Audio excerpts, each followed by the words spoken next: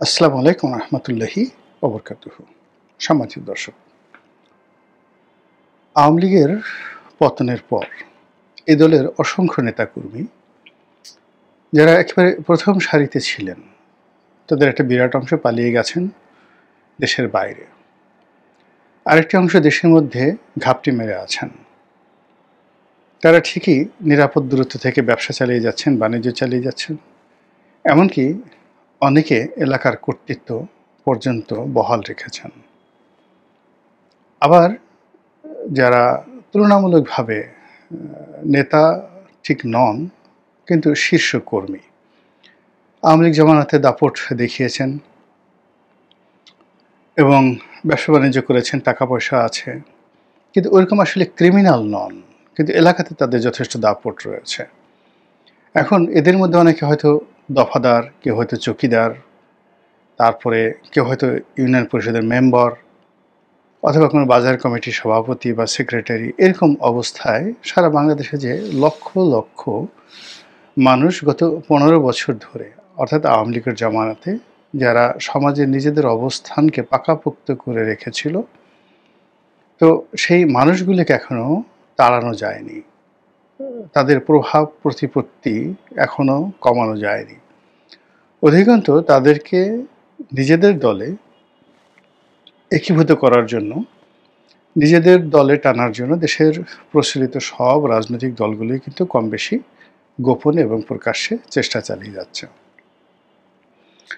আমরা যারা এই ঢাকা শহরে থাকি এবং এখানে বসে রাজনীতির নানা রকম সমীকরণ মেলানোর চেষ্টা করছি, তারা যে আতঙ্কগুলো অনুভব করছি বা যে রাজনৈতিক সমীকরণগুলো আমরা দেখতে পাচ্ছি, কিন্তু বিএনপি, তারপর জামাত, জাতীয় পার্টি, এনসিপি, তাদের যারা নেতৃবৃন্দ রয়েছেন তৃণমূলে, এমনকি যে সকল এলাকাতে ধরুন গণ অধিকার পরিষদ, তাদের তো বেশ কয়েকটি সিটে তারা নির্বাচন করবে বলে প্রস্তুতি নিচ্ছে। সেখানে এই আওয়ামী লীগের যারা ভোটার রয়েছে তাদেরকে নিয়ে যে সকল লঙ্কাকাণ্ড ঘটছে, সেই লঙ্কাকাণ্ড নিয়ে মূলত আজকের এই ভিডিও। বিএনপির একজন শীর্ষ নেতা এবং খুবই জনপ্রিয় একজন নেতা, মন্ত্রী ছিলেন। আমার সঙ্গে তার খুব ব্যক্তিগত বন্ধুত্ব রয়েছে এবং তিনি আগামীতে একটি আসন থেকে নির্বাচন করবেন। এজন্য একেবারে সর্বশক্তি দিয়ে তিনি সর্বাধিক চেষ্টা চালিয়ে যাচ্ছেন। দলের পক্ষে যত প্রচারণা করা দরকার, নিজের পক্ষে যত প্রচারণা করা দরকার এবং দলের মধ্যে যারা প্রতিদ্বন্দ্বী রয়েছেন তাদেরকে মোকাবেলা করার জন্য সকল কাজ তিনি করে যাচ্ছেন। কিন্তু সমস্যা হচ্ছে যে আমি যার কথা বলছি তিনি একেবারে বলতে গেলে হোমোজেনিয়াস বিএনপি। তার শুরু ছাত্রদল দিয়ে, তারপর একটা সময় তারেক রহমান সাহেবের খুবই ঘনিষ্ঠ ছিলেন, আর ঘনিষ্ঠ থাকার কারণে একাধিকবার তিনি এমপি হয়েছেন, মন্ত্রী হয়েছেন। শহীদ প্রেসিডেন্ট জিয়াউর রহমান সাহেবের সঙ্গে তার খুব ভালো সম্পর্ক ছিল। তার নির্বাচনী এলাকাতেও তিনি অসম্ভব জনপ্রিয়। তার স্ত্রী, তিনিও বিএনপির শীর্ষস্থানীয় নেত্রী আছেন এবং বিশ্ববিদ্যালয়ে থাকাকালীন অবস্থায় ছাত্র রাজনীতিতে সেই ভদ্রমহিলার যে নামডাক, এটা মানে যে সকল মহিলা নেত্রী রয়েছেন তাদের মধ্যে তিনি শীর্ষ অবস্থানে তখনও ছিলেন, এখনও আছেন। তো সেই ভদ্রলোক আমাকে টেলিফোন করে বলছিলেন যে, রনি ভাই, আসলে এই বিষয়টি নিয়ে আপনি কিছু বলুন। তো তার যে ব্যাখ্যা, সেই ব্যাখ্যা আগে বলে নেই।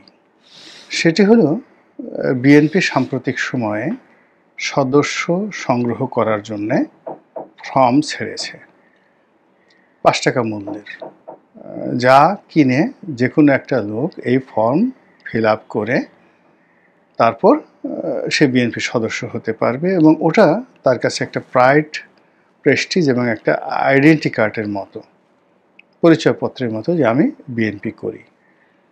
তো এই ফর্ম বা এই ফর্মের যে রসিদ বই, এটি বিএনপির কেন্দ্রীয় অফিস থেকে নিয়ে সামহাও এটি দলের বিভিন্ন নেতাকর্মী যারা রয়েছেন তারা এটা দিদারসে তৃণমূলে বিক্রি শুরু করেছেন এবং এটা নিয়ে একটা বিরাট বাণিজ্য শুরু হয়ে গেছে। উনি যেটা বলছিলেন যে ফর্মের দাম ৳৫০ বা ৳৫ সেটি সংগ্রহ করা হচ্ছে, মানে কেন্দ্রীয় অফিস থেকে নিয়ে যাওয়া হচ্ছে বান্ডেল, বান্ডেল টাকার মাধ্যমে। এখানে ডাজ নট ম্যাটার। এখানে নিয়ে যাওয়া হচ্ছে এবং এটার কোনো বিধিবদ্ধ নিয়ম, রসিদ, তারপরে শেষে এটার যে একটা সিস্টেম থাকা দরকার, এটা বিএনপির কেন্দ্রীয় অফিসে নেই বলেই উনি সেটা অভিযোগ করলেন। এটা বিএনপির কেন্দ্রীয় নেতৃবৃন্দ ভালো বলতে পারবেন। গেল। এরপরে এই ফর্মগুলো যারা নিচ্ছেন, তারা এটাকে ব্যবসা হিসেবে ব্যবহার করার চেষ্টা করছেন এবং এরা এই ফর্মগুলো বিএনপির লোকের কাছে যতটা না বিক্রি করছেন, তার চেয়ে বেশি বিক্রি করছেন আওয়ামী লীগের লোকের কাছে। এবং এতে করে দেখা গেল যে সকল এলাকাতে রাজনীতির প্রতিদ্বন্দ্বিতা রয়েছে। এখন ধরুন আমি যার নাম বলছি, তার নাম তার প্রতিদ্বন্দ্বী যিনি আছেন তিনি তো ক্ষয়ের অনেক টাকা আছে এবং যাকে বলা হয় তিনি ২ হাতে টাকা খরচ করতে পারেন। কিন্তু বিএনপি রাজনীতিতে তার ওরকম কোনো ভূমিকাও নেই, লেখাপড়াও নেই, আবার গ্রহণযোগ্যতাও নেই। তার শুধুমাত্র একমাত্র শক্তি হলো টাকা। তো সেই টাকা দিয়ে তিনি এখন তার দল ভারী করার চেষ্টা করছেন। বিএনপির যারা ডেডিকেটেড লোক, যেহেতু আমি যার কথা বলছি তিনি মিস্টার ছাত্রদল করেছেন, যুবদল করেছেন, তারপরে একাধিকবার এমপি হয়েছেন, মন্ত্রী হয়েছেন, আবার যেন তেন মন্ত্রী নয়, খুব নামকরা মন্ত্রী হয়েছেন। কাজেই তাকে মোকাবেলা করা সম্ভব নয়। বিএনপির যারা মানে ডেডিকেটেড লিডার্স রয়েছেন, সাপোর্টার্স রয়েছেন, তারা মিস্টার এর সঙ্গে আছেন। আবার মিস্টার যেহেতু তার অর্থবিত্ত রয়েছে, ফলে বিএনপির নেতৃত্বের যেই জায়গাতে আর্থিক লেনাদেনার সুযোগ রয়েছে, সেই জায়গাতে তিনি খুব চমৎকারভাবে, যেহেতু তিনি টাকা উপার্জন করেছেন, টাকা তিনি চমৎকারভাবে সেখানে তিনি খরচ করে মলম লাগিয়ে তারপরে তিনি বগল বাজাচ্ছেন। কিন্তু সমস্যা হলো যে এলাকাতে গিয়ে জাতীয়তাবাদী রাজনীতি করা বা বাংলাদেশি জাতীয়তাবাদী রাজনীতি করা তার পক্ষে সম্ভব হচ্ছে না। আবার বহিরাগত লোকজনদেরকে এনে তিনি যে এলাকায় দাপট দেখাবেন, এটাও অতীতে সম্ভব হয়নি।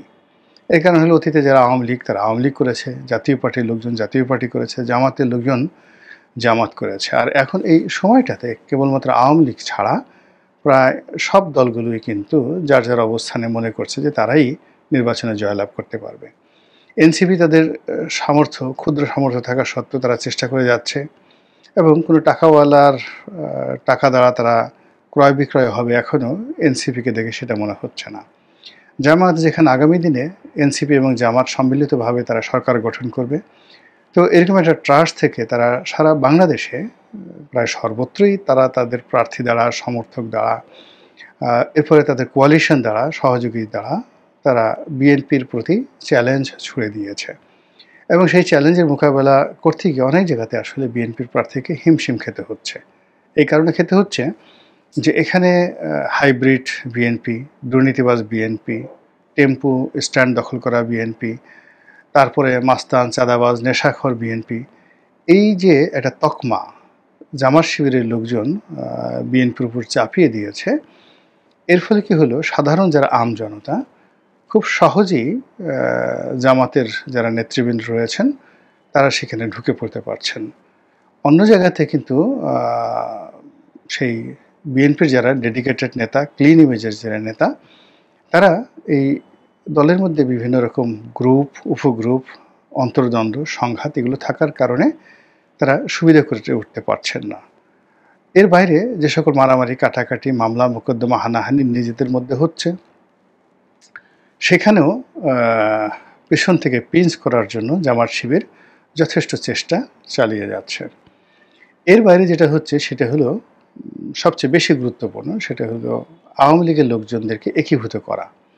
তো আওয়ামী লীগের লোকজনদেরকে একীভূত করার জন্য অনেক সময় দেখা গেল জামাতের যারা লোকজন আছে তারা একটা বুদ্ধি করে সেই বিএনপি লোক দিয়ে একটা মামলা করিয়ে তারপরে থানা, পুলিশ, প্রশাসনের মাধ্যমে আওয়ামী লীগের যারা লোকজন রয়েছে তাদের উপর রীতিমতো যে জুলুম অত্যাচারের স্টিম রোলার্স চালানো হচ্ছে তার দায়িত্বটা পুরোটা বিএনপির ঘাড়ে চলে যাচ্ছে।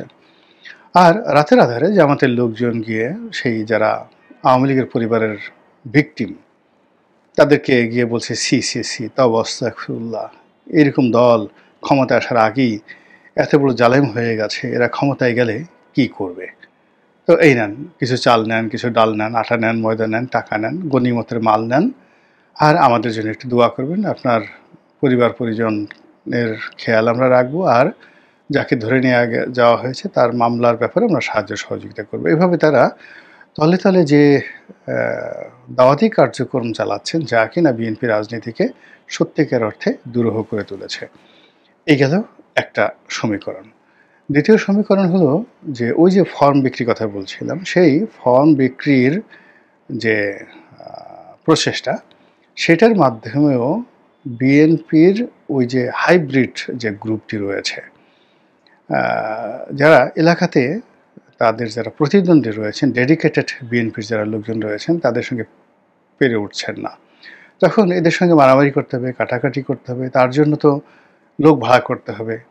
আর সেক্ষেত্রে আওয়ামী লীগের যে সকল লোক রয়েছে তাদের চেয়ে রিলায়েবল ভাড়াটিয়া লোক এই মুহূর্তে মার্কেটে দ্বিতীয়টি নেই। তো সেই কাজ করার জন্য রাতারাতি যদি তাদেরকে আওয়ামী লীগে থেকে বিএনপিতে যোগদান করানো হয়, এটা যাকে বলা হয় দৃষ্টিকটু প্রক্রিয়া। লোক জানাজানি হবে, সিসি করবে, প্রতিপক্ষ যারা আছে তারা গিয়ে হাইকমান্ডকে জানাবে। কিন্তু এর চাইতে বরং এই যে ৫ টাকা মূল্যের যে ফর্ম, এটা দিয়ে অনায়াসে আওয়ামী লীগের নেতাকর্মীদেরকে বিএনপির মধ্যে একীভূত করা যাচ্ছে। এবং এটি যখন একজন আওয়ামী লীগের লোকের কাছে থাকবে, সেটাকে এই জামানাতে একটা সেফগার্ড মনে করবে যে এই দেখো আমি বিএনপির একজন সদস্য, সম্মানিত সদস্য, কাজে আমার বিরুদ্ধে মামলা দেওয়া যাবে না, আমার বিরুদ্ধে হামলা করা যাবে না।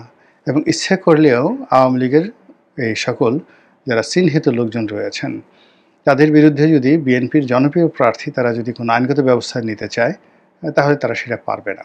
এর কারণ হলো প্রতিপক্ষ মদত দিচ্ছে, তাদের হাতে আইডেন্টি কার্ড তুলে দিচ্ছে এবং তাদের হাতে বিএনপির যাকে বলা হয় যে সদস্যপদ, এই সদস্যপদ তাদেরকে দেওয়া হচ্ছে। এর ফলে অনেক অনেক নির্বাচনী এলাকাতে নির্বাচনের যে হিসাব, সেই পুরো হিসাবটি এলোমেলো হয়ে যাচ্ছে।